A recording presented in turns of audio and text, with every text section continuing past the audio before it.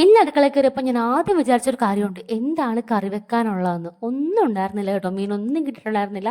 രാവിലെ ചിരണ്ടിയ കുറച്ച് തേങ്ങ ഇരിപ്പുണ്ടായിരുന്നു. അത് വെച്ചിട്ട് നമുക്കൊരു വറുത്തരച്ച തീയൽ വെക്കാം. കുറച്ച് പാടാണ്. തേങ്ങ ചിരണ്ടണം, അത് വറുക്കണം, അത് അരയ്ക്കണം, പിന്നെ പച്ചക്കറിയൊക്കെ വാട്ടിയെടുത്ത് കഴിയുമ്പോൾ അതിലേക്ക് അരപ്പിടണം, തിളയ്ക്കണം, എണ്ണ തെളിഞ്ഞ് വരണം. അങ്ങനെ കുറേ പരിപാടികളുണ്ട്. എന്നാലും വല്ലപ്പോഴൊക്കെ തീയൽ കഴിക്കാൻ എനിക്ക് ഇഷ്ടമാണ് കേട്ടോ. പാവയ്ക്ക എടുത്തിട്ടുണ്ട്. പാവയ്ക്കയും ഉരുളക്കിഴങ്ങും വെണ്ടയ്ക്കയും ചെറിയ ഉള്ളിയും എല്ലാം കൂടി ഇട്ടിട്ടാണ് നമ്മൾ തീയൽ വെക്കുന്നത്. ഒരു ദിവസമൊന്നും ഒക്കെ മീൻ കൂട്ടില്ല എന്ന് വെച്ചിട്ട് നമുക്കൊന്നും സംഭവിക്കാൻ പോകുന്നില്ലല്ലോ. പക്ഷേ എൻ്റെ വീഡിയോ കാണുന്ന ആൾക്കാർക്കറിയാം എനിക്ക് മീനോ അല്ലെങ്കിൽ ഒരു മുട്ട എങ്ങനെ ഇല്ലാതെ ചോറ് കഴിക്കാൻ പറ്റത്തില്ലെന്ന്. അതുകൊണ്ട് തന്നെ ഞാൻ മുട്ട വറുത്തിട്ടാണ് ചോറ് കഴിച്ചത് കേട്ടോ, തീയലുണ്ടെങ്കിലും. അപ്പോൾ നമ്മുടെ തീയലിൻ്റെ കഷ്ണങ്ങളൊക്കെ ഇത് അരിയിട്ടുണ്ട്. അത് വറയിലേക്ക് ഇട്ട് നന്നായിട്ട് ഇളക്കി മൂടി വെച്ചിട്ടുണ്ട്.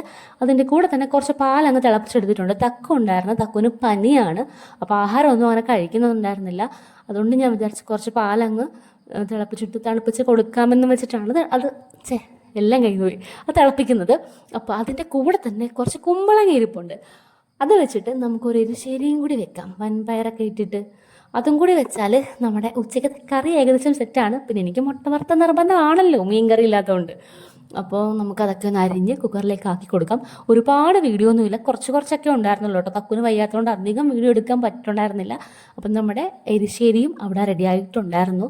അപ്പോൾ ആ ചോറ് കഴിക്കാൻ പോവാണ്. ചോറും എരിശ്ശേരിയും തീയലും മുട്ട വറുത്തതായിട്ട് ഞാൻ കഴിക്കാൻ പോവാണ്. നമുക്ക് അടുത്തൊരു വീഡിയോയിൽ കാണാം. നിങ്ങളും പോയി ചോറ് കഴിച്ചിട്ട് വാ കേട്ടോ. ടാറ്റാ.